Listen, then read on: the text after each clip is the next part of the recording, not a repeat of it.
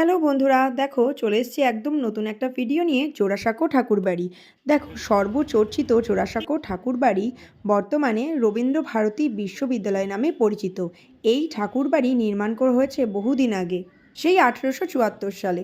তো এই যে ঠাকুরবাড়ির বর্তমান রূপটা দেখছো, এটা 25শে বৈশাখ উপলক্ষে যে সামনে রবীন্দ্রনাথ ঠাকুরের জন্মদিন আছে, সেটার জন্যই প্রিপারেশান চলছে।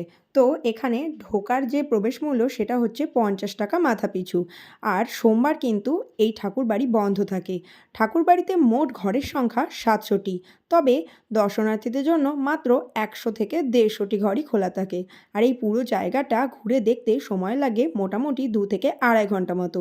এখানেই একসময় প্রতি বছর ধুমধাম করে দুর্গাপুজো পালন করা হতো বসন্ত উৎসব। তবে রবীন্দ্রনাথ ঠাকুরের বাবা মহর্ষি দেবেন্দ্রনাথ ঠাকুর ব্রহ্মধর্ম নেওয়ার পরে কিন্তু এটা বন্ধ হয়ে যায়।